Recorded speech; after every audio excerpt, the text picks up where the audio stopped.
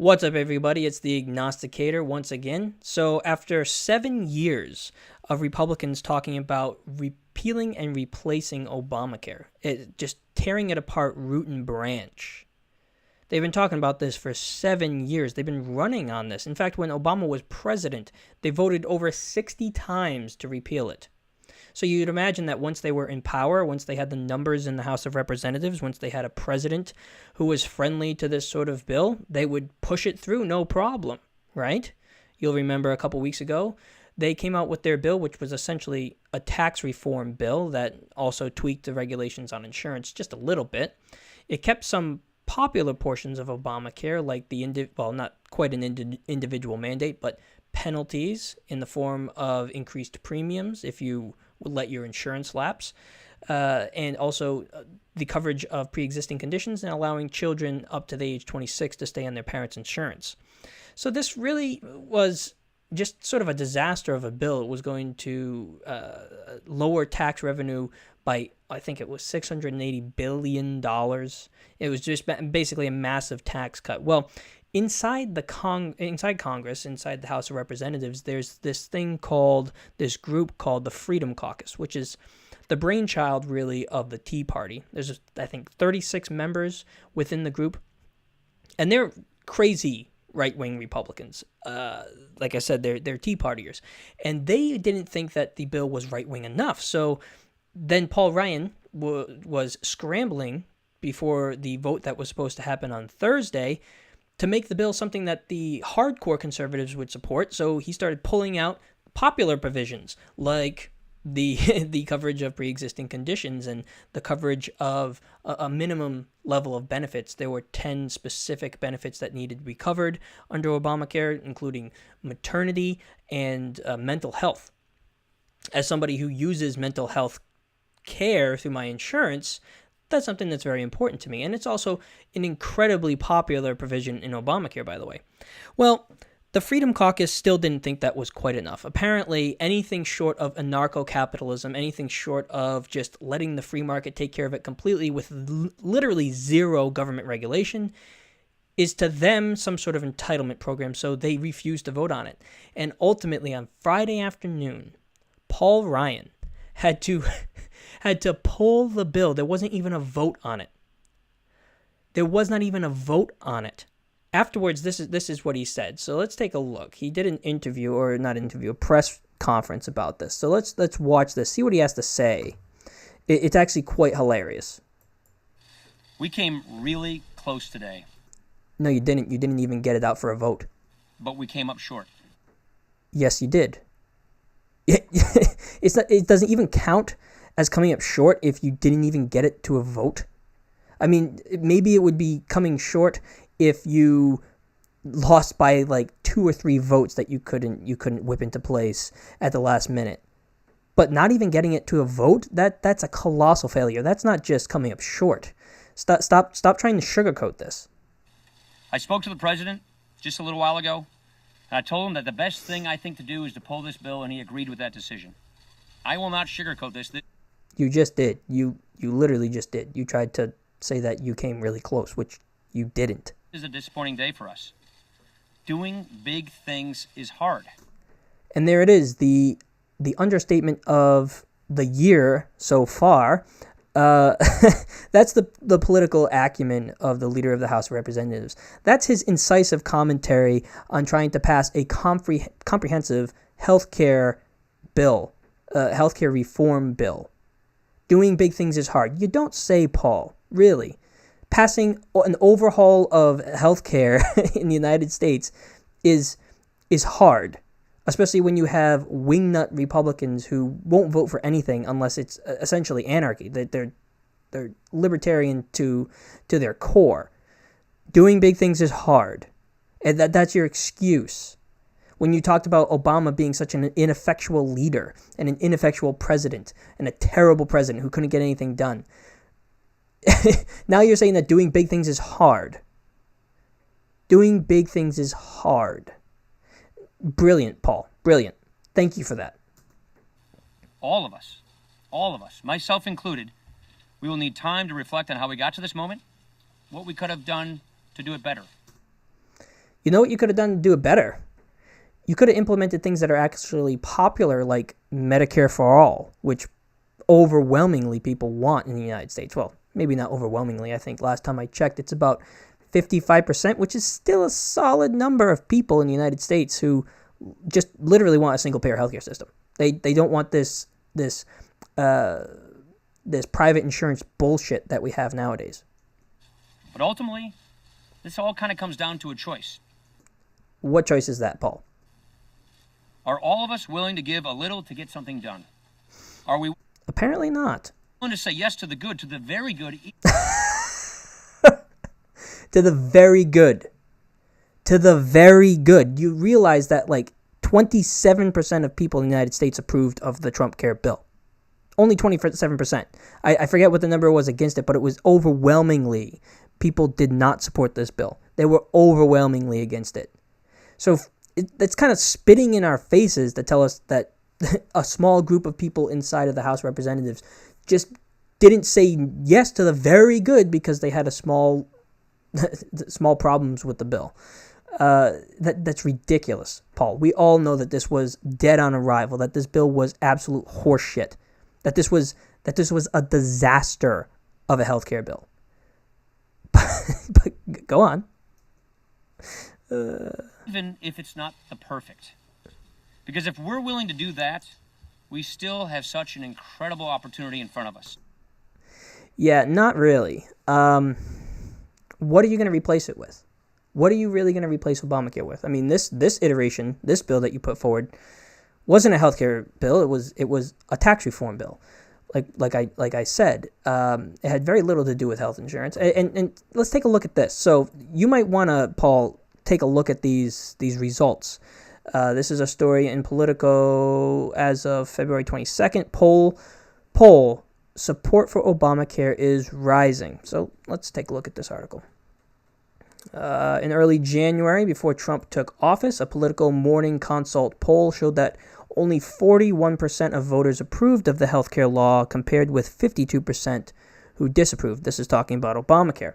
And now there's little consensus on what Congress and the Trump administration should do next. Only 12% want to keep the law in place, while 24% want to repeal it entirely, so not many people actually want to get rid of it entirely. But there's a sharp divide between the 27% who want repealed parts of the law, but not all of it, and the 26% who want to expand the existing law. So, yes, Obamacare is unpopular, but a lot of that has to do with the framing and the messaging that the Republicans were able to do when Obama was president. By putting Obama's name on it, essentially there are large swaths of the country, when they hear Obama's name, they will not like it. You can just see this in when you ask somebody if they like the Affordable Care Act versus do you like Obamacare. More often than not, people are going to answer that they like the Affordable Care Act over Obamacare just because the negative connotation that's been given to Obamacare. But this is the important part.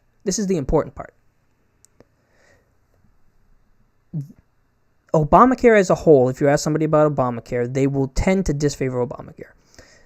The most unpopular part of Obamacare is the individual mandate. In the United States, we have this idea of rabid individualism where we don't want the government telling us to do anything, especially not something as private as healthcare. So having the government essentially ordering you to buy insurance under penalty of law, that's something that people don't want. But other portions, and this is where you should pay attention, Paul, other portions of Obamacare are highly popular, incredibly popular, and we're going to go into that right here.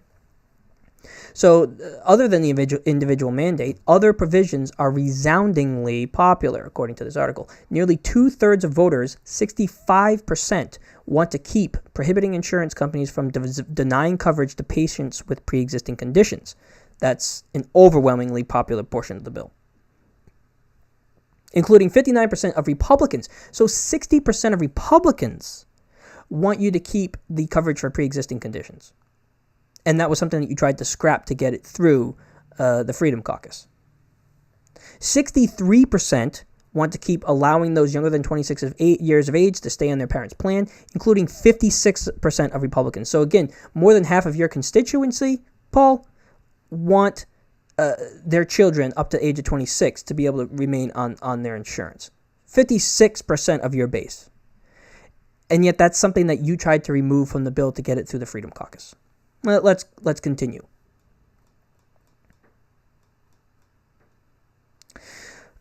Voters even want to keep provisions of the law opposed by most Republicans. Pay attention, Paul. Only a quarter want to repeal requiring businesses with more than 50 full-time employees to provide health insurance, while 59% want to keep it. Just 28% want to repeal the requirements that insurance companies cover birth control medication, and 55% want to keep it. And 1/3 want to repeal taxes on medical devices, while slightly more than 39% want to keep it in place. So, yeah, there are major parts of Obamacare that people want to keep. The coverage for pre-existing conditions, 26-year-olds on insurance, and even requiring employers of 50 or more employees to have coverage. That's crazy. And yet the people that we have in power right now are trying to strip all of that away. It's crazy. Take my advice here, Paul. You want to know why Obamacare is shitty? And I do think it's shitty. Don't get me wrong. It's by no means a good piece of legislation.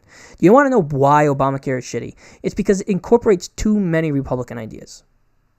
So I guess this might be a windfall for the Republicans, actually. They get to look as though they opposed Obamacare, and they get to look as though they tried to repeal it, even though the repeal looks dead for now. I mean, Paul Ryan even said that we're basically stuck with Obamacare for now. It's the law of the land. But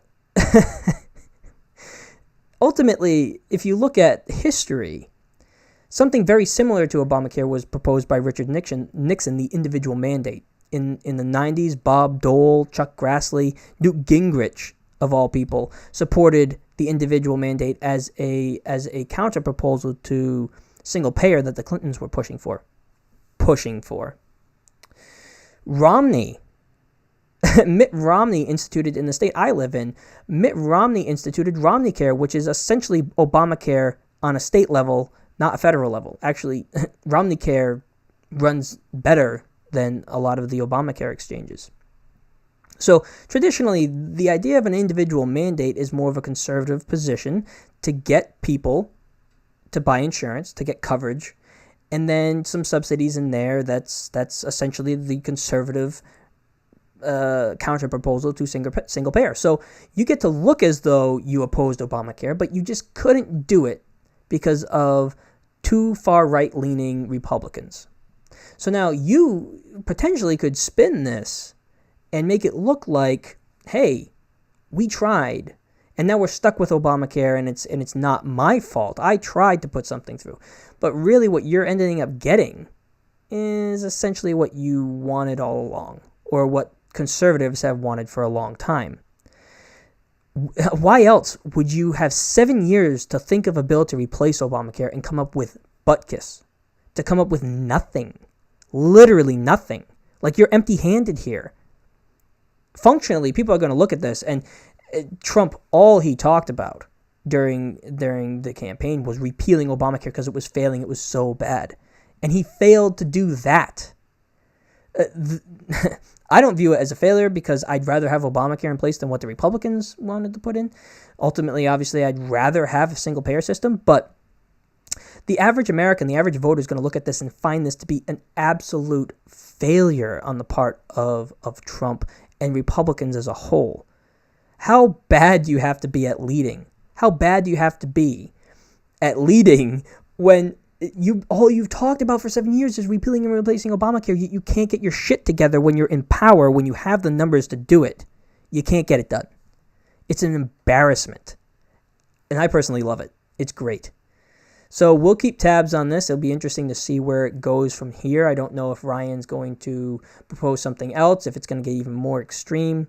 Who knows? Maybe they'll just try to start defunding and undermining parts of Obamacare to make it fail, so then people demand something to replace it. But as of right now, colossal failure for the Republicans. And it's just the Schadenfreude is amazing. That's it for me. I'm the Agnosticator. If you enjoyed this video, please like and subscribe to this channel. I'll be probably uploading a video once per week. Also, you could check out, I put a link in the description, a project I'm working on with a friend. It's sort of replacing my Agnosticator podcast called Commoners Podcast. Like and subscribe that as well. You can also, as always, follow me on Twitter at _agnosticator_. Until next time, I'll see you.